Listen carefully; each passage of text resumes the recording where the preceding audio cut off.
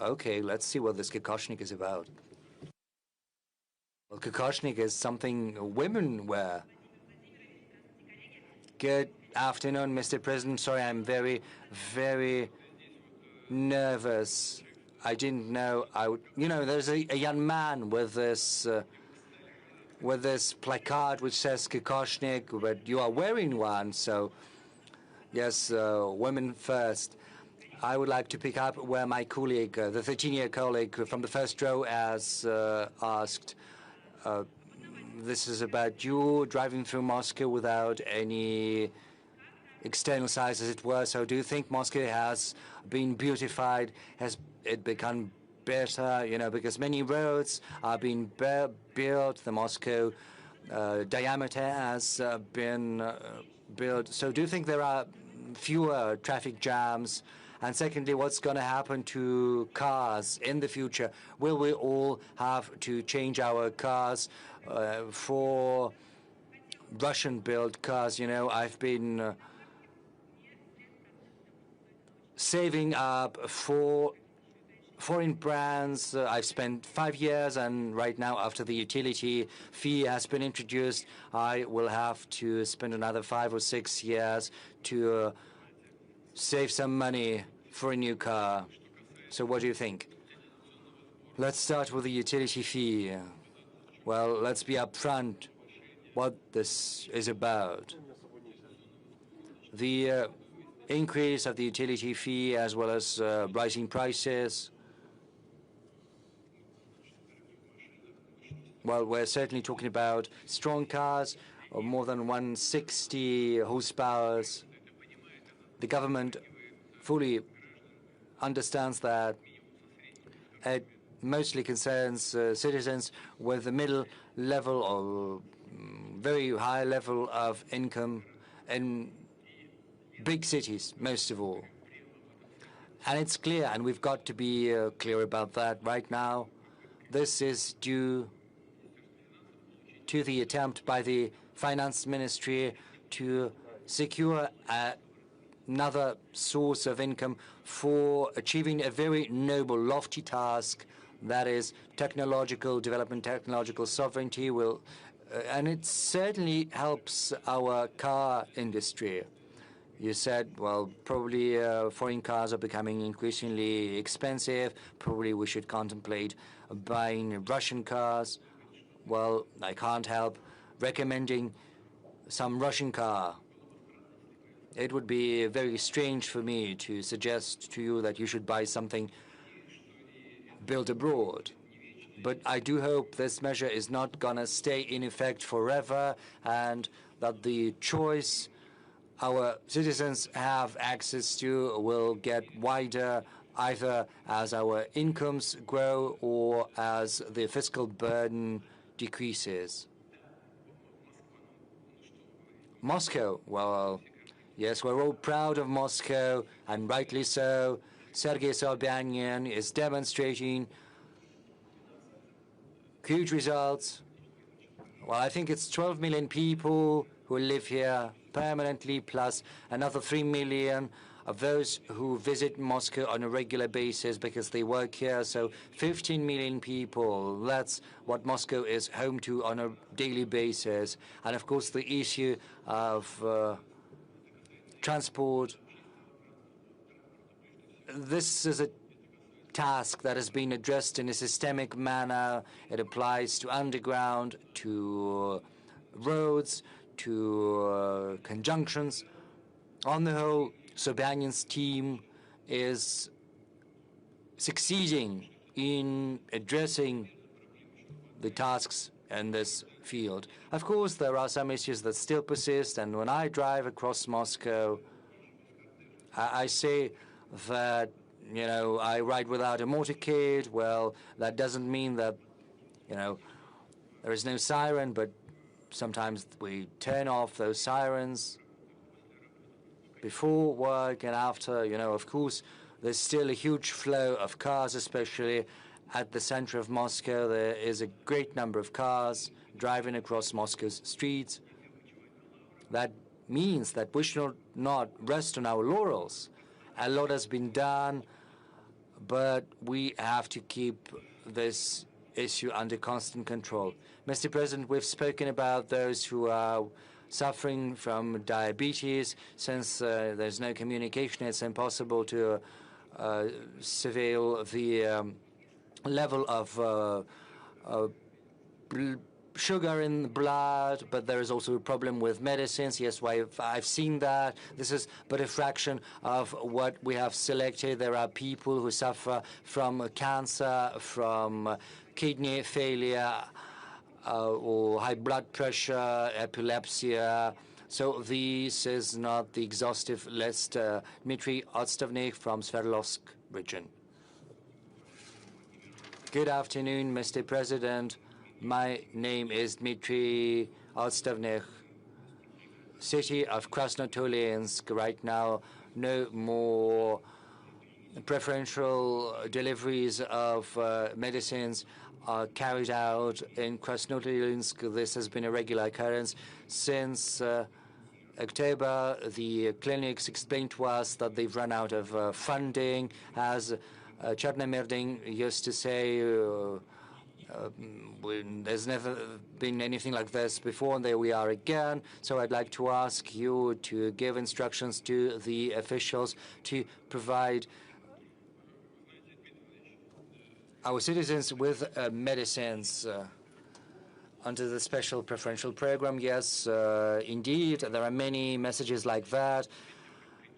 I read them before coming here yesterday and the day before yesterday, and I spoke to the government and to the relevant ministries, and they assured me that everything that is within the remit of the federal ministries and the medical insurance system, well, all of the funds have been wired to the regions. There have been no delays whatsoever, whereas you're asking me this question, and I've certainly seen similar messages. Dmitry Peskov has given me a whole pile of such things. So this is about how this is organized on the ground in the regions of Russia. This is about the logistics.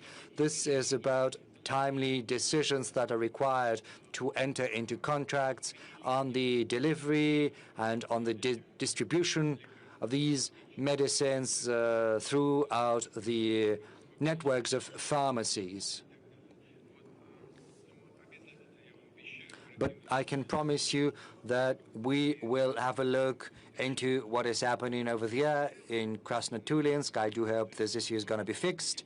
But on the whole, you know, there are also concerns that state-run pharmacies are shutting down, and this is a source of concern. And that means that medicines at lower prices, at subsidized prices, are not being available. But I can tell you that even in private pharmacies, there have to be subsidized medicines available, and they have to be available at fixed prices. And this is very important. I would like to ask the competent units of the healthcare ministry to follow that closely and to keep tabs on that. Moreover, we have to pay greater attention to developing pharmacy networks through the so-called mobile pharmacies. This is a practice that is becoming increasingly widespread across the provinces. There are also other spots where certain medicines can be made available and can be sold. This solves part of the problem. And of course, we can do that through the Post of Russia. So on the whole, we have an understanding of how to address these issues, but we have to do that, translate those theories into practice, and in your particular case, I think we will be able to fix that pretty quickly. Let's work with the audience.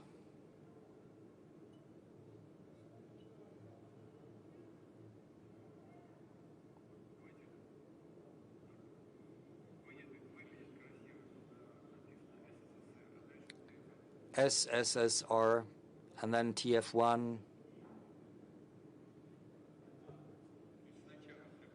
First, the person with the placard SSSR, and then Kulik with TF1. Good afternoon, Mr. President. Good afternoon. Can I give a present to you? And then a couple of questions. Well, just explain to us what this is, and we'll take that from you afterwards. This is a book which is called Heart of Asia. It's 126 Russian poets who have been praising Persia and Tajikistan. And, you know, there is a dedication here to you, starting from Zhukovsky, 1843, and until present days. This is an anthology of best poems, Russian poets who have been praising Persia and Tajikistan. You love that. I know that. I have a next question. Please, Mr. President, tell me, you really appreciate Marhayan poetry. We are descendants, those people in Tajikistan, Persia, were descendants of Marhayan. Could we ask you, Mr. President, of creating a monument to honor these great scientists, or create a center in the name of Amar Khayyam? This is a good idea. Thank you very much. We will think about this. Thank you for this insight, as it is used to say. TF1, please. Our French colleagues, please.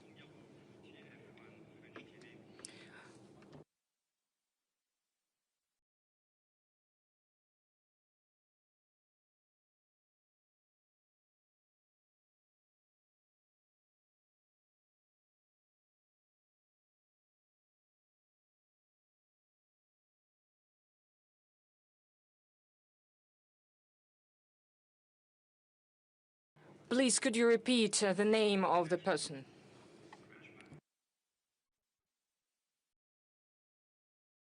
And who is that? I have never heard about him. Who is that?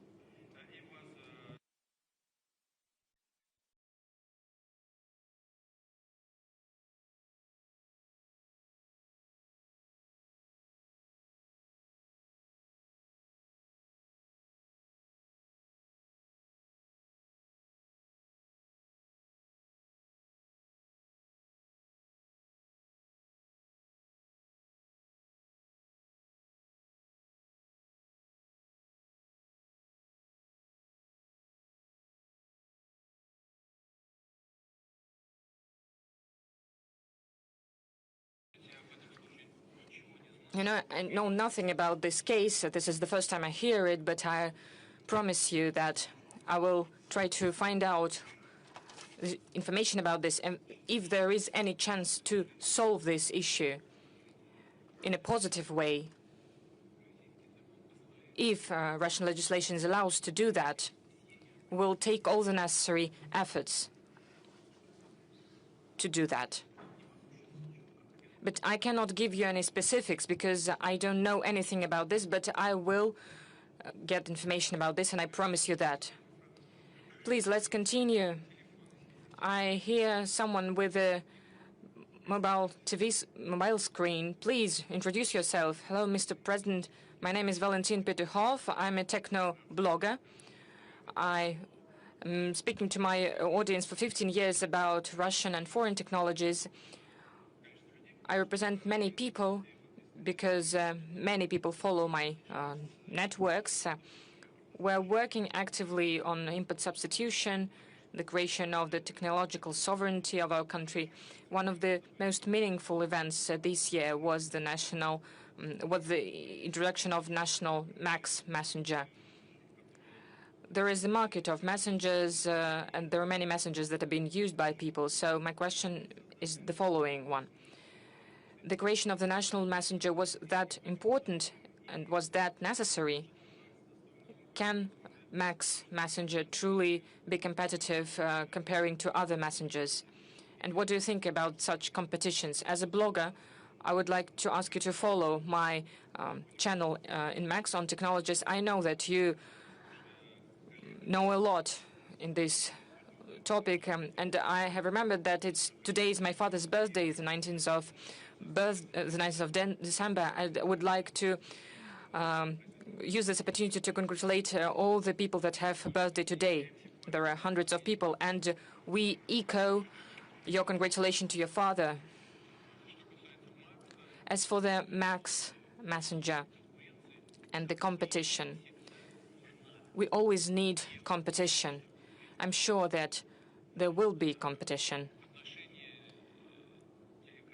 As for the Telegram and other messengers,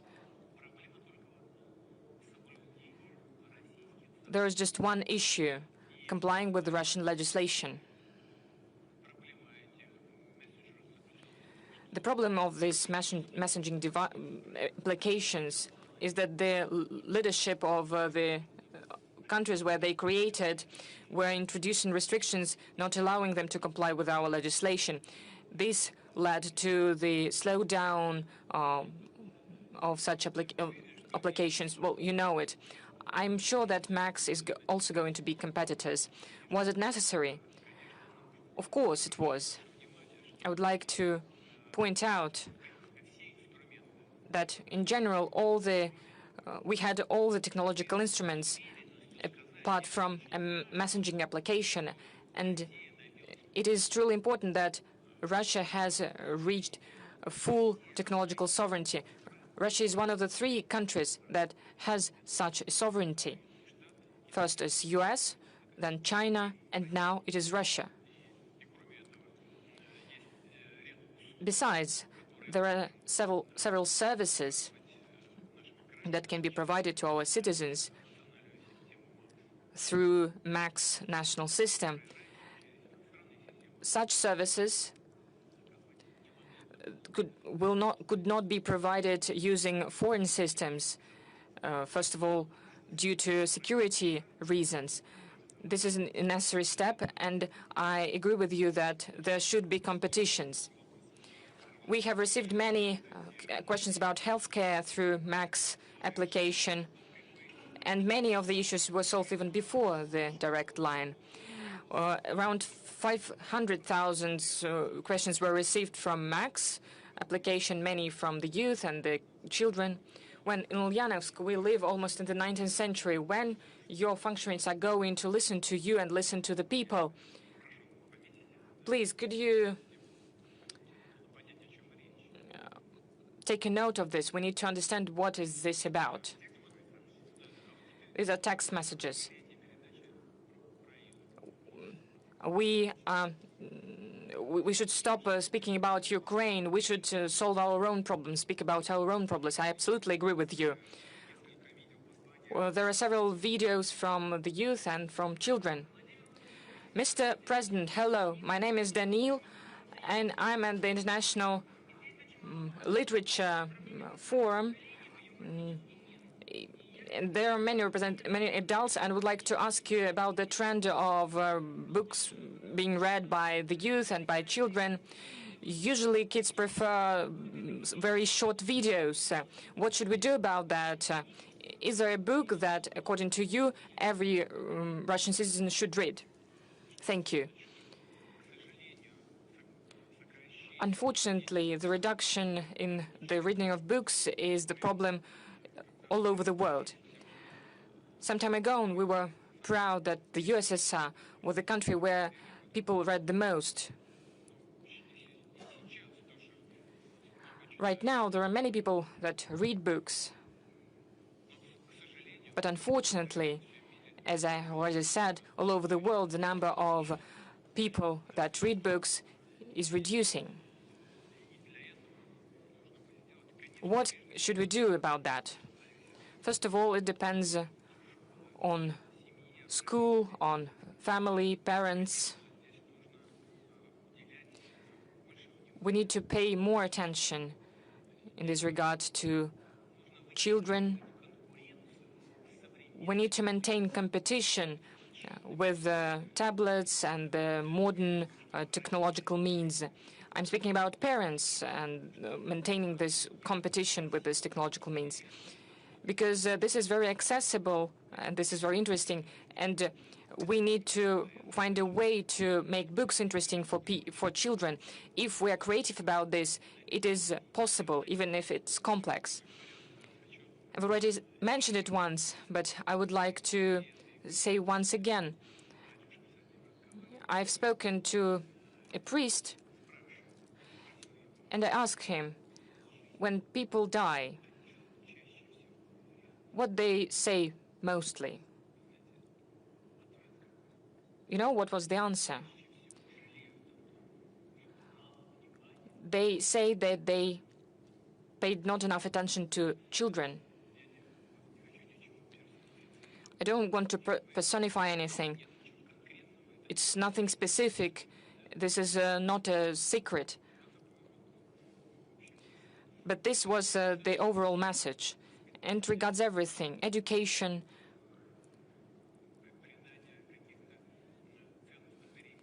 providing some guiding principles, values. This young boy asked me about a book that everyone should read. Well, the world literature, Russian literature, classics, modern literature.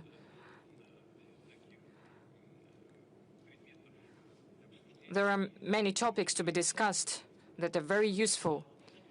But the main thing is that the book should create the conscience, the idea of the world. But it's very hard for me to name a specific book. Another question that we received through Max from Niatulina Diana. What are your working hours?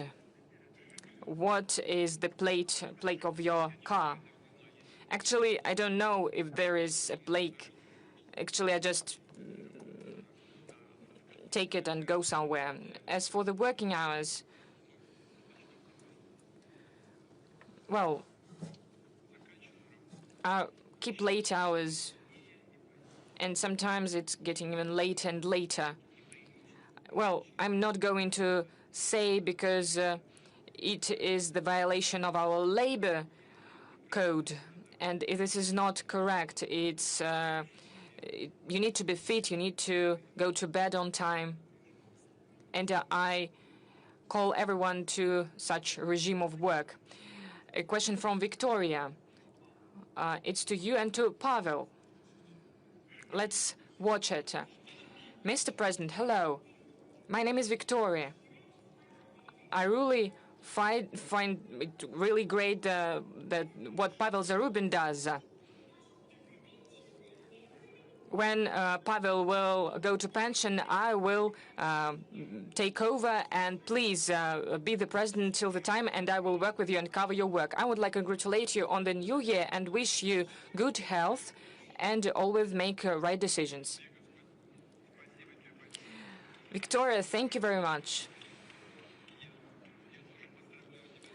I congratulate you on New Year as well, and I wish you all the best, success in school, and wish you reliable friends by your side. Well, let's keep Pavel for some time. He's quite a young man. I'll ask Pavel, I'm sure he will agree, to take you for training. I'm sure he can do a lot of good things. He's quite young, and when I will go on a well-deserved rest and you will be trained by Pavel, it will help you to become a journalist and a university, and you will work together with Pavel, even at the federal level. This is what we're truly going to do. But still, I'm not a pensioner right now. I'll keep asking questions. So what is really important for every one of us?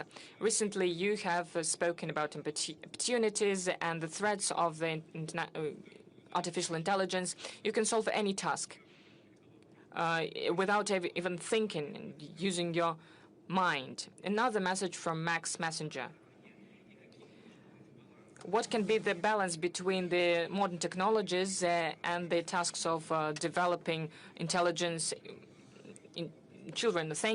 Please, we'll be grateful for your answer.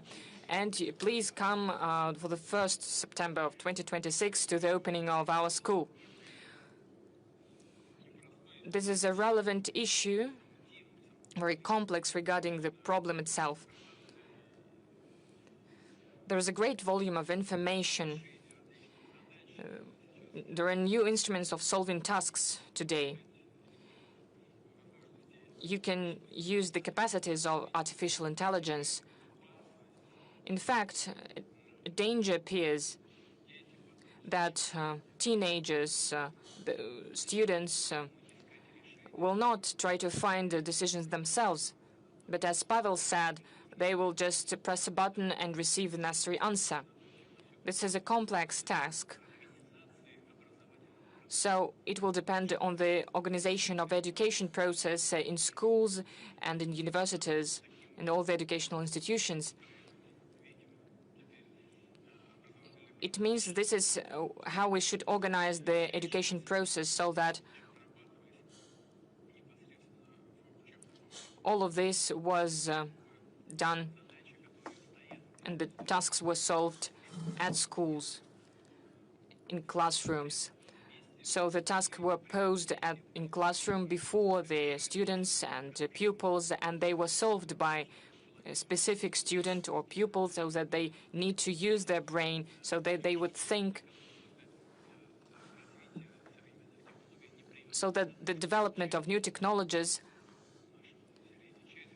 would make that part of our society, part of our population would be thinking about what they're doing, and the other part would follow a very simple path, would use technologies, press correct buttons, but would degrade from the intellectual point of view. This is something that we should avoid, and this is the task of the education system, as well as the task for families.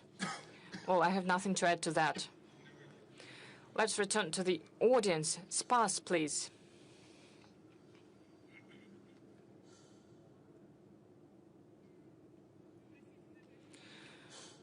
Well, forgive me, but it's very important for us.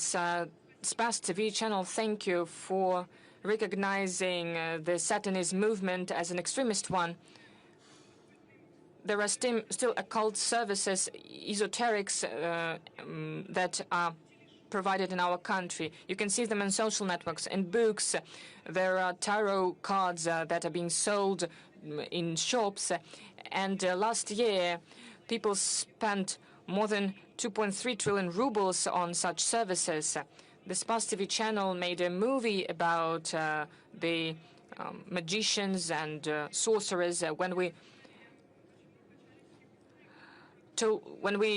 spoke about many true stories and about this business, but still people keep going to sorcerers.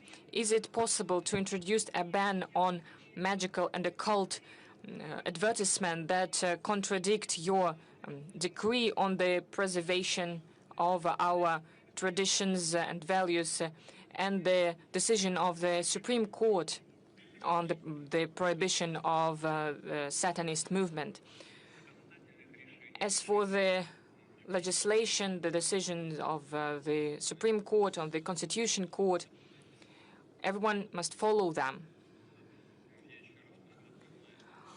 I will have a look at it without any doubt, and I will instruct the relevant agencies to follow this up closely to avoid the violations at the highest legislative level and the level of the court decisions. I truly agree with you. Satanism and occult services, sorceries, this is nonsense. That is something that confuses people, brings them to darkness, and affects them greatly, affects their psyche, their morale, and we need to fight against it, but do it carefully without violating human rights. Your colleagues have mentioned it as well. We shouldn't be excessive about these restrictions. We need an analysis and timely decisions. This is what we're going to do together with you, the representatives of the media, like your media, the representatives of traditional religions, as well as with the Russian Orthodox Church. We haven't taken lots of questions from this sector. I can see auto radio. Nadezhda Romantseva, auto radio. Mr. Putin, a question to you. It's considered to believe that the generation of 90s was lost for the nation. And what about the current generation? Do you feel the support coming from the young ones? You know, I cannot agree with the statement that this was a lost generation for this country.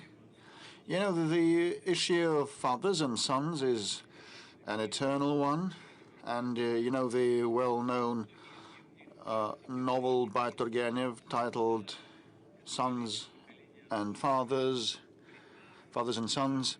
And at all times, everybody keeps saying that, well, when we were young and in our days, in the days of our youth, things were different, etc. You know, after I graduated from the university, I enrolled on the special services. I was recruited by special services, and I joined the external intelligence service of the USSR. So the verification of the aptness of recruits, whether they were able to work in an intelligence service. One of the tests there was putting people in dangerous, risky situations, stressful situations, so that they can manifest themselves. Well, in a critical situation, people manifest and show their true worth and face. And now we live in the context of a special military operation. We have 700,000 people in the fighting area, mostly young ones. Many of them are from that generation of 1990s. How are they showing their face and showing themselves? Naran, have you an idea about how these young ones show themselves? Pass the mic. Well, these are the children of 1990s, and they're heroes. They are the backbone, and you can take them as a model. So this is the answer with respect to the young generation. Yesterday we analyzed the huge array of inputs that we received in the view to the call-in, and lots of questions were submitted by young ones, which means that they are more active. They have a more active position than previous generations. And I can see a person in a grey sweater. You don't have any note or sign. Good afternoon. Andrei Belov, Ulyanovsk, Media 73.ru. The question is about transportation, aviation and public transport. Next year, Aviastar factory turns 50 years. It turned out AN-124 Ruslan jumbo jets, and now it works on a new contemporary make of airplane. Do we need actually, to your mind, a modern cargo aircraft similar to Ruslan?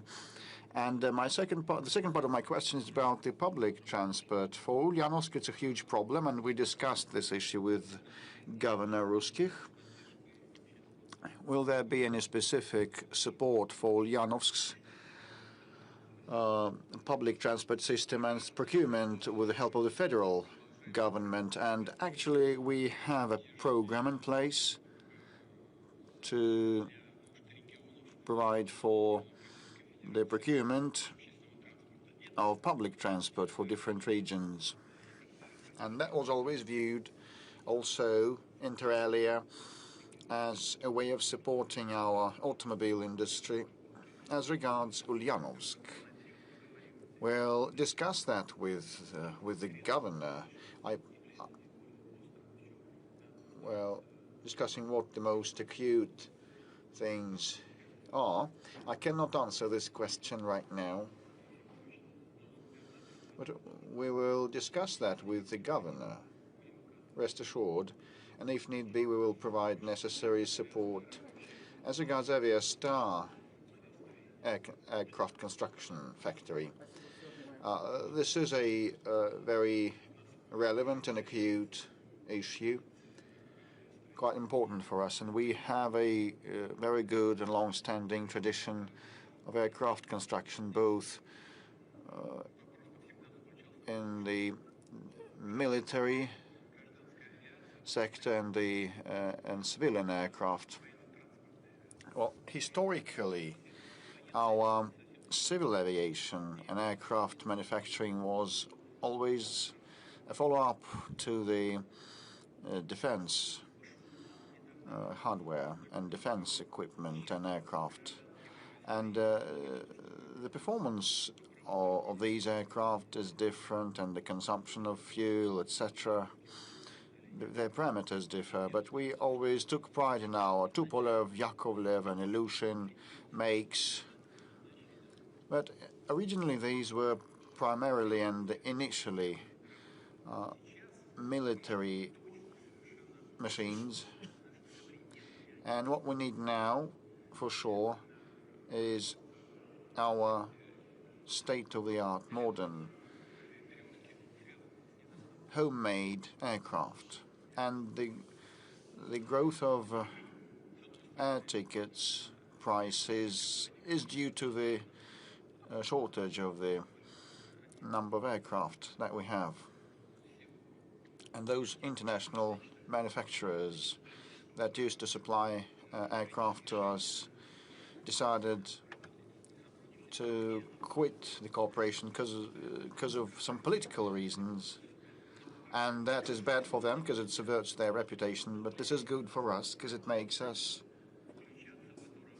be on our own, work harder, and take advantage of the capability of our market. And, you know, in the past,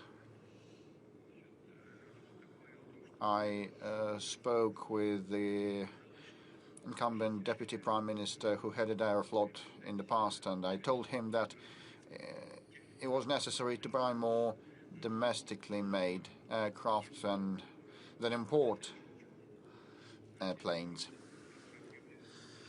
And actually, now we have come up with MS-21 that we're rolling out. It is a very good machine, perfectly suitable for international markets. And Superjet 100 also is another make that we have fully localized. And we need our own Russia-made regional aircraft too. You asked whether we need those jumbo jets similar to Ruslan. Yes, we do. Il-76 will be modernized where we need that, and this is high-tech manufacturing requiring very long production chains and level of cooperation to be profound enough.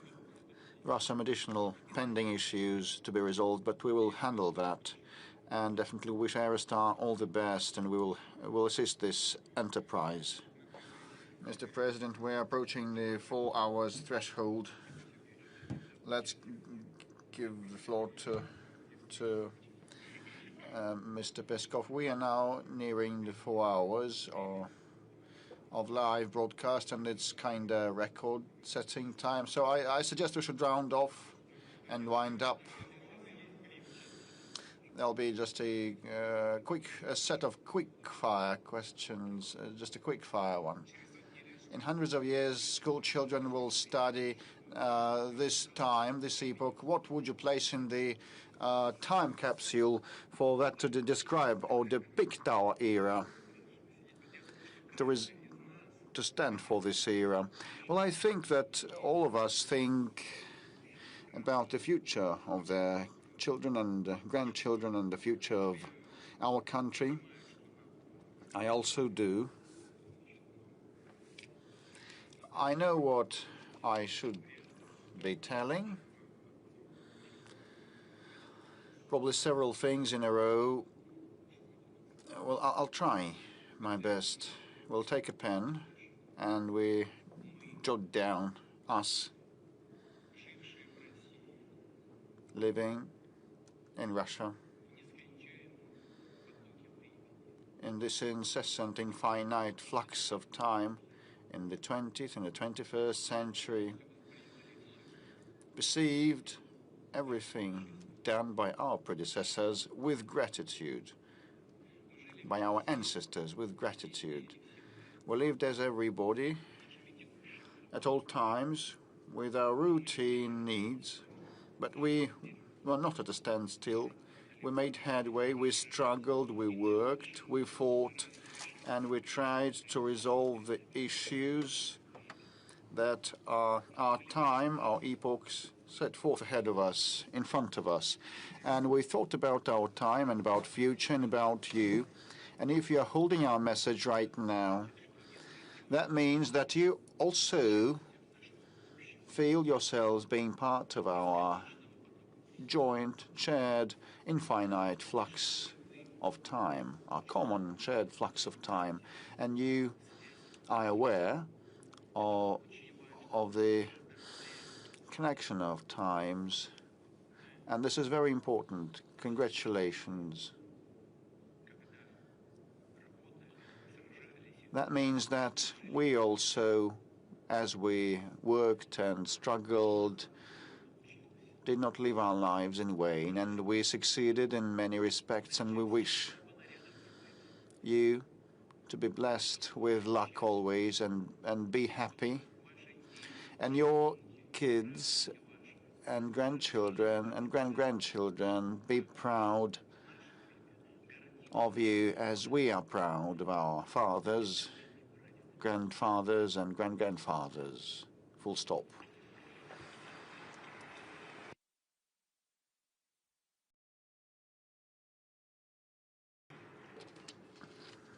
Mr. President, are you collecting information or material for future memoirs, as other world leaders know? I just think that one should keep working, because memoirs would assess those who write them. If people consider it appropriate, let them assess me and my work and the work of my team and all the people that are behind me. You've been telling about the achievements of the country. What about your personal achievements? My personal achievements are inseparable from the achievements of this country. This is what I live by. I work day and night. Have you ever, once in a lifetime, sent a message via messenger? Have you done a video circle and sent it to your nearest and dearest? No, never. So I saw your flat at Kremlin's. It's quite bad. An empty fridge, just one Razhenka dairy drink. Where is coziness? You know, all that was designed by the previous head of operations unit under President Yeltsin, and no repair has happened since. Actually, I think, well, we should ask Mr. Borodin. That was done under the standards of maintenance and operations. So that was designed to provide opportunity for rest and recreation in the daytime. I doubt President Yeltsin spent nights there, but I live there. This is just the coincidence of circumstances. I'm satisfied with everything. This is first thing, and secondly, comfort and coziness are created by people. So when my family members appear there, I just feel cozy. Do you have any professional deformations or distortions? Professional distortions? Well, yes, as any other man, fully submerged in the work. Which moment or development of this year you memorize in the first place, and which would you like to forget? Well, with respect to which I memorize in the first place and recall in the first place, it is very hard to say, but I think that the New Year that we celebrated last time happened 2 to 3 weeks ago, and this is not an overstatement. Everything is so compressed, and we have had many positive developments since then. And at the Defense Ministry college meeting, I spoke about the development of our armed forces that have become the most combat efficient in the world, given the advances in the strategic arms that we have had.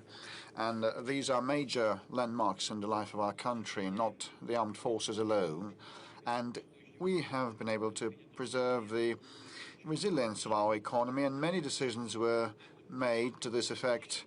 And these are positive developments, without a doubt. And speaking about what I'd like to forget, well, I have my own view on that. If you want to forget something, that means that there was a failure, or you did something in a bad way, and you should not forget that. You should rectify your mistakes and correct your mistakes and make conclusions. Which trait of your character you dislike? Is there one? Well, listen. People just wonder. I'll try to respond. Well, my life is, absolutely conspicuous in front of the cameras, and speaking what I like and what I dislike in myself would give rise to rumors and idle prattle. And do you have a true faithful friend? What is true friendship? It's a matter of notions. In the first instance, true friendship means mercilessness. And in my situation, some people around me are tempted to try to lay their hand on that, and I can state with a firm that those people whom I believe to be my friends, and I have such people, I believe in a very reserved way, and I'm not ashamed of them. What motivates you and makes you move forward, and what keeps you in high spirits? What motivates me and makes me move on, it's about the trust of people. And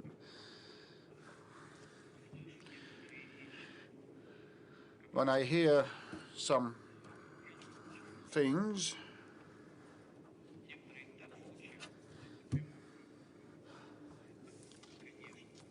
well, some of the things sound in a jarring way, and others are inspiring, and they are motivating.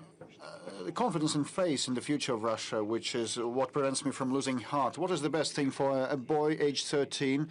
Excel at studies, or love of fatherland or motherland, or anything else?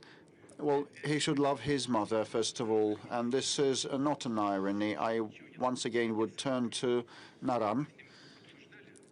He needn't speak up. I will say everything for him. We had a discussion the day before yesterday when I invited him to come to the Kremlin, and previously when he had made a report, I had asked colleagues to ask what outstanding issues are there, including some routine things and day-to-day life-related things, and we talked with him. And Naran may forgive me. I think he'll forgive me. I just asked him, what would you like? And he responded, my mom is elderly and she has some health conditions and problems. Will you please help my mother? And such an attitude towards one's mother is not merely an attitude of one person to another person. It's a mindset, a mentality.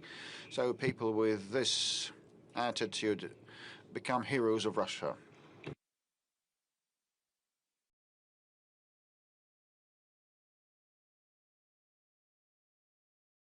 And what about love at first sight? Does such a thing exist? I think it does. Where does motherland start from? For you personally? For me personally? Well, it starts with my parents.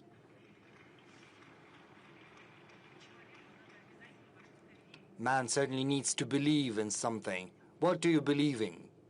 And God Almighty, who is with us and who'll never forsake Russia. The number of messages has exceeded 3 million, which is unprecedented. So the last question, what will Russia look like in 200 years? Will it exist even? Well, 200 years. Well, I don't know how it happened, but you've asked me to project a message hundreds of years into the future, which is very hard to forecast because given the growing technological component, given the increased influence of AI, given our accomplishments in genetics and biotechnologies, it's impossible to forecast how human consciousness is going to evolve, whether borders will be there in future, hundreds of years hence. So it's kind of a message from us to our descendants. Well, I tried to do that based on how things stand right now, but as for what is going to happen in 200, 200 years ago, well, 200 years, that's not that long because the Bolshoi Theater is celebrating its 250th anniversary, so for Russia, 200 years is not that big of a time stretch. I'm hopeful that the country will be highly educated. And this high level of education of our citizens is going to serve as a foundation for high technological development. With the help of these technologies, the country will be capable to address all the tasks in front of us, be that in economy, in healthcare, social policies.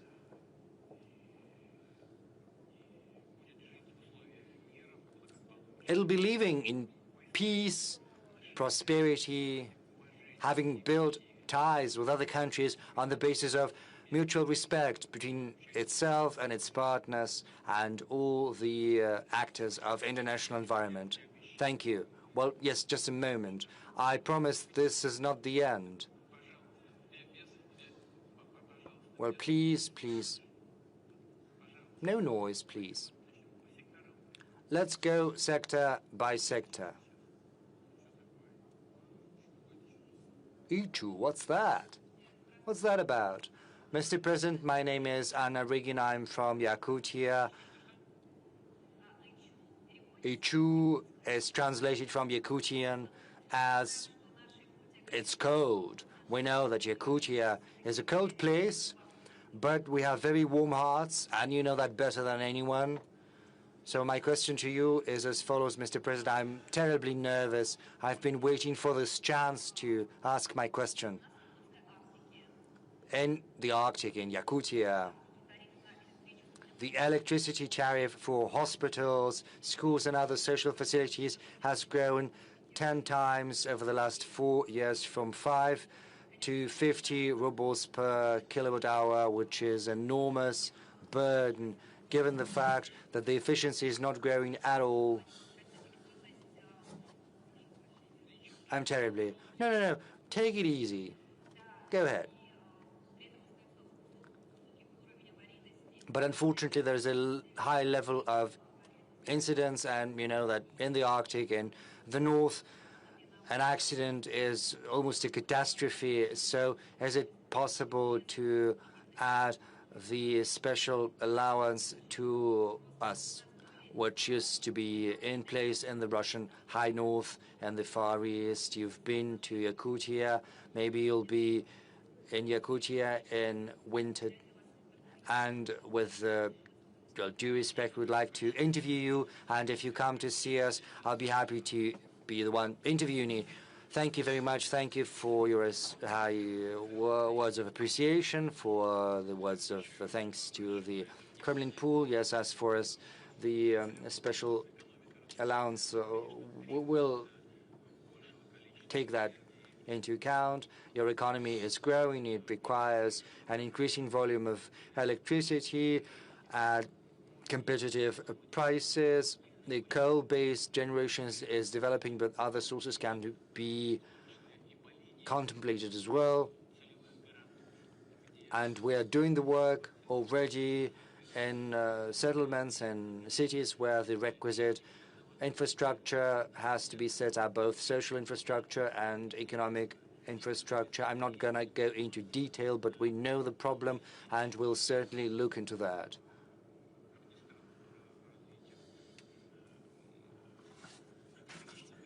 We'll work on green sources of energy without forgetting, however, either gas-based generation or oil-based generation. Another, fuel oil, of course, is not that efficient as a source of energy, but we'll certainly use different sources of energy, and will also increase the capacity of the grid. We'll certainly keep Yakutia in mind, because Yakutia is the treasure trove of mineral wealth, which still waits its hour to be extracted. Rest assured. And I've jotted it down. We'll look into that. Artificial intelligence. I think that's relevant. Go ahead, please. Good afternoon, Mr. President. 360 TV channel, Regina Orekova. You've spoken about AI today, and you said it will not allow Russia's dependence on foreign neural networks. Does it mean that ChatGPT and other foreign neural networks are going to be prohibited? Is there going to be a special type of regulation in the field? And second question, if you'll allow that, you said that love at first sight exists. Mr. President, are you in love? Yes, I am. That's the answer to the second part of your question. Whereas the first part of your question is concerned, I can tell you that we're not going to prohibit anything. There is Russian legislation. If there are certain violations of the legislation, then restrictions are put in place, but we're not going to introduce any bans or anything like that. Tomsk, please. Yes, please, go ahead.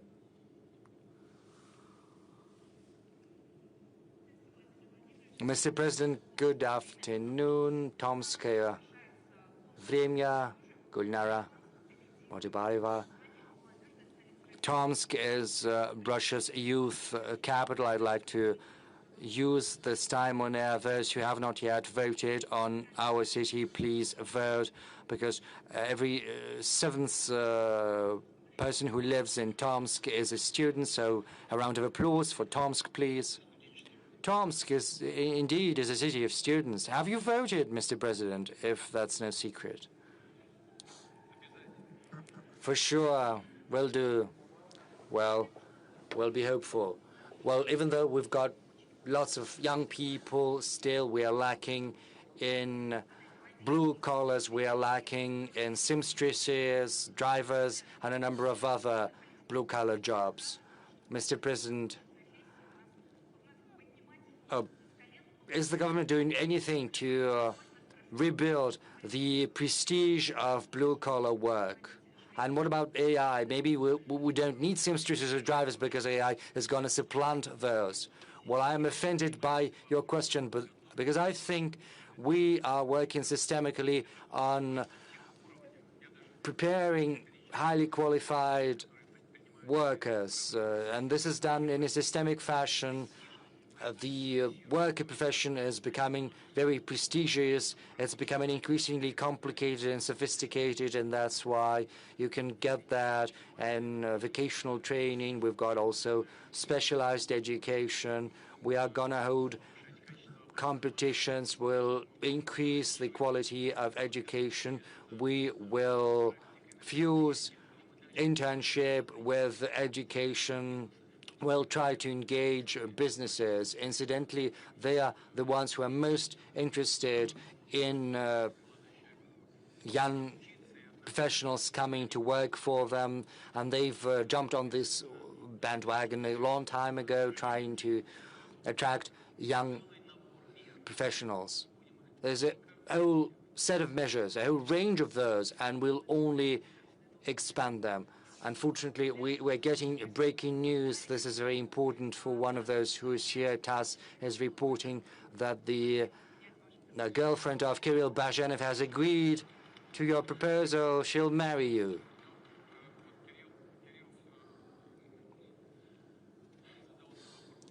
Well, Kirill has been asking the question about the material component of life. Well, of course, it's important. It's the right thing to do for the gentleman. He is the one who's supposed to contribute to addressing these material.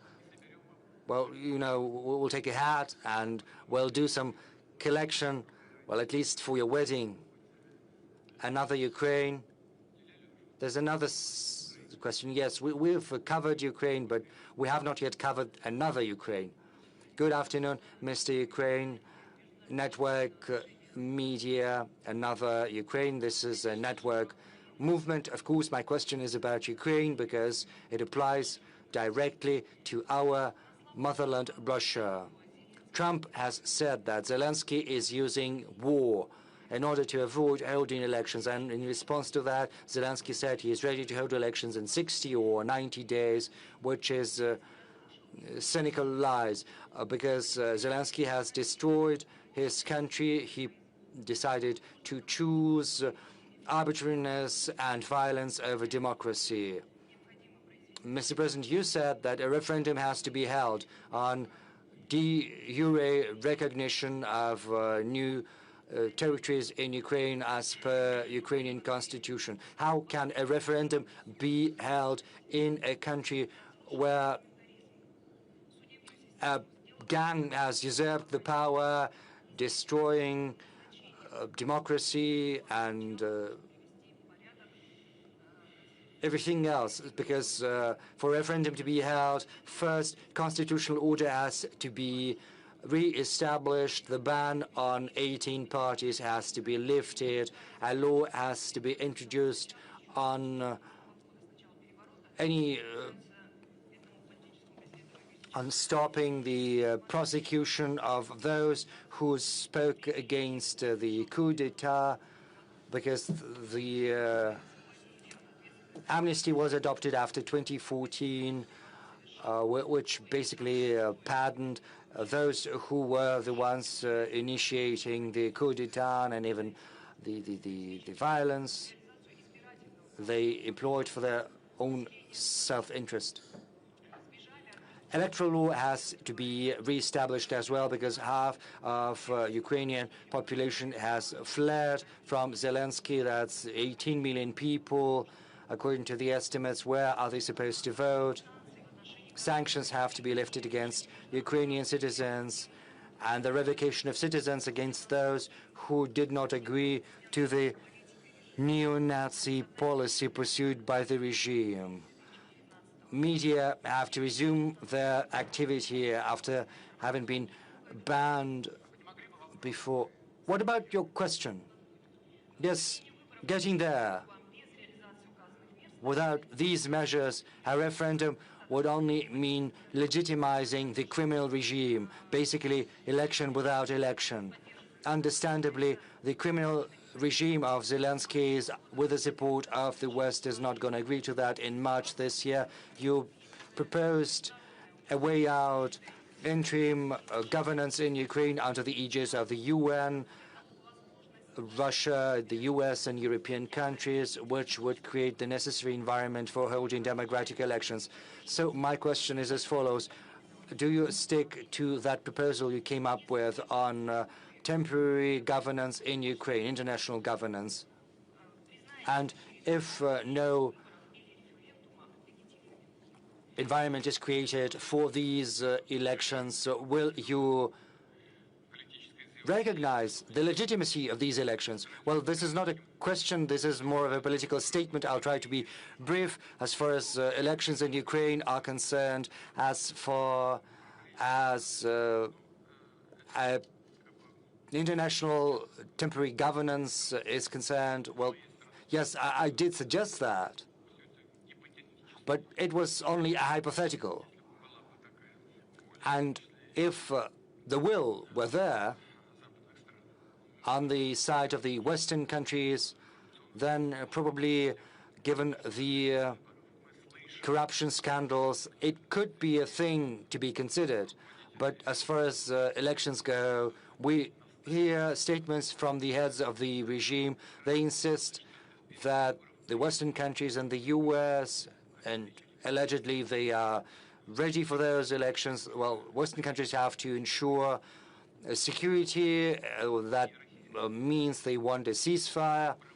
I would like to draw your attention to the following. Well, Russia did hold elections, both presidential elections, municipal elections, and regional elections.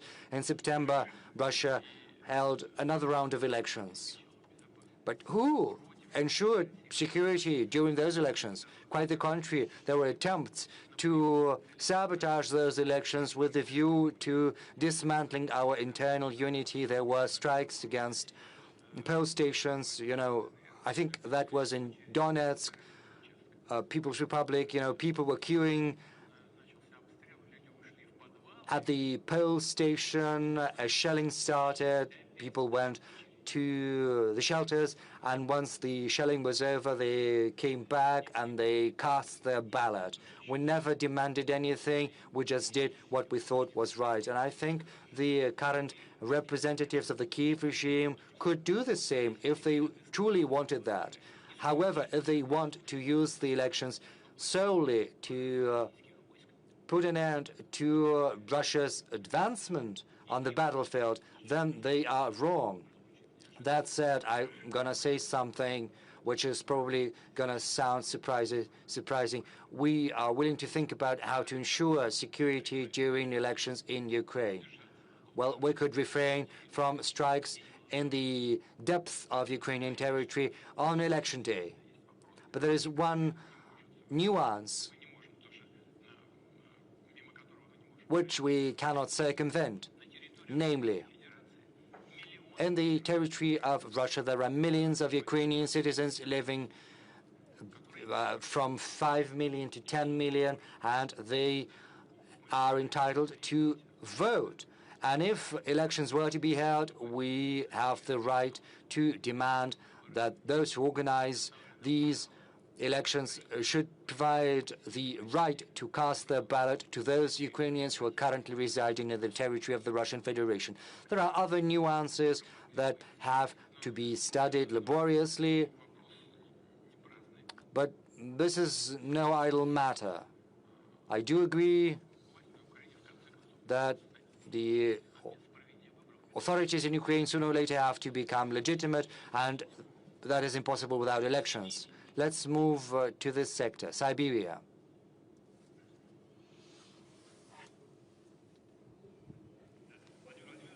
Mr. President, good afternoon. Hi, my name is Denis Shaluta. I'm a blogger from Siberia. I've got a TG channel. I cover social, economic news and the development of Siberia. Since October this year, there are rumors circulating around the establishment of a cluster for deep processing of rare earths and non-ferrous metals. Do you think this is the best solution to provide our economy with critical metals and to relaunch Russia's industrialization, because the prospects are enormous, they're huge. There is a will at the level of the Russian government to complete this project. This is a very interesting project. And, you know, right along the line, these plans were formulated back during the Soviet times. This region is very promising in that it has almost 360 sunny days. Even though it's in Siberia, the climate is very good. And there are huge opportunities to extract minerals and process them. You know, the logistics is very good. Certainly, this cannot be addressed the way it used to be during the Soviet times, you know, through Gosplan and through allocating the requisite budgetary resources. That has to be done via modern means. We need to make companies interested so that they would invest and the state would provide the necessary support. In general, such work in order to implement projects on this promising land is underway. I think it is very promising. We are finding investors, potential companies that could invest, and we need to support them, provide the necessary benefits and services, create logistics as well as the sources for power generation, so on and so forth. I'm not going to give the whole list because this could be a large-scale historical task. We will keep working on it without any doubt. Mail, please. Hello. Good afternoon. Thank you very much for an opportunity to ask a question. Mr. President, you have said repeatedly, you've reminded that the Russian culture is the backbone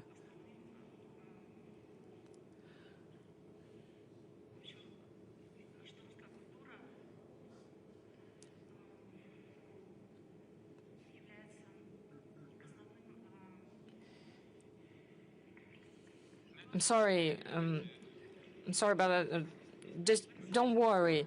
Well, you say that this is the basis for the development of society. It's important to preserve historical memory and the cultural diversity of Russian peoples. What are the cultural projects and initiatives priority for you personally?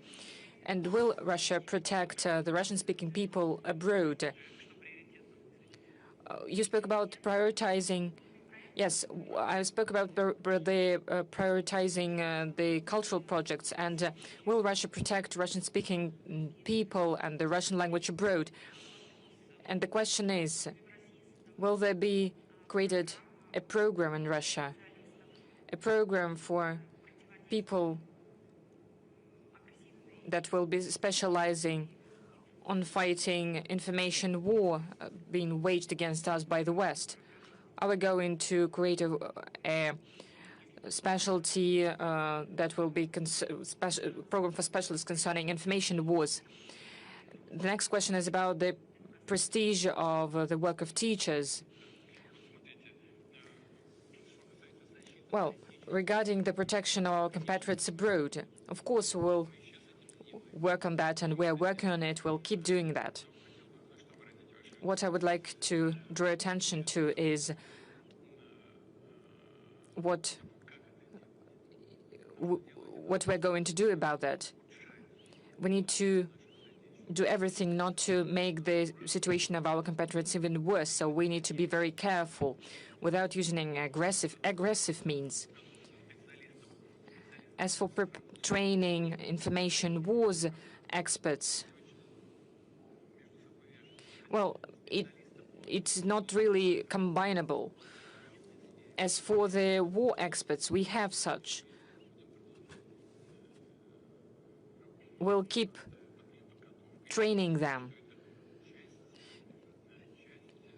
given that this is the part of improving armed forces. As for the work with the compatriots, in total, this work is underway. We'll continue it.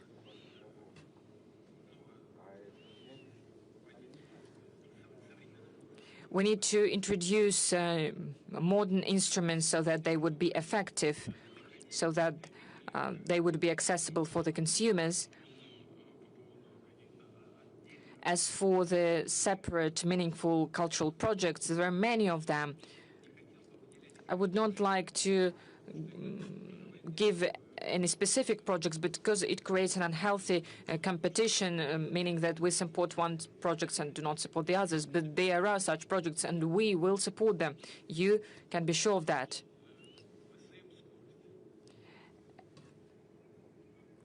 Vesem Skorist, please. Hello. It was the poster was held by a young man because I'm really was tired. I'm from Tatarstan Republic.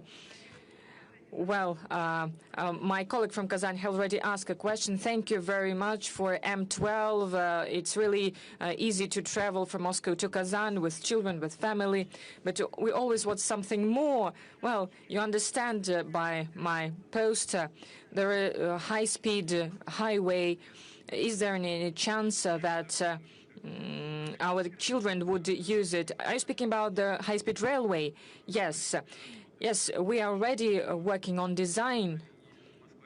For instance, St. Petersburg-Moscow railway, and we're also going to implement the Moscow-Kazan project. Thank you very much for our joint work.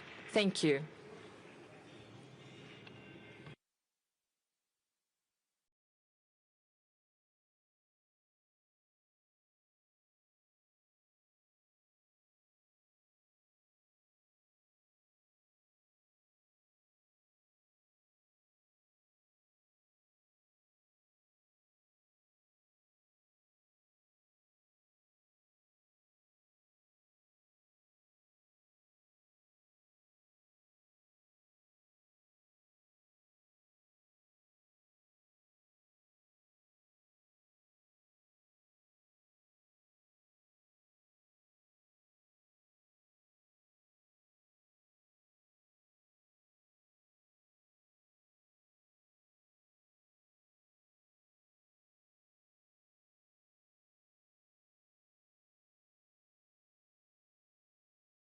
I don't feel comfortable because I'm here, whereas my comrade, head of the very same brigade that is fighting shoulder to shoulder, he is back there at the front line. You and I, we're talking about addressing some daily needs, whereas he is fighting, but he's just as good as I am. And I tell him, who is he? And he said, he's from Dagestan. He's from a small ethnic group in Dagestan. He's a genuine warrior, a Russian patriot, as well as a brilliant commander. And I said, you know, it's impossible for everyone to be here. You are here because that the commander of the group of armies has decided, but someone needs to stay at the front line.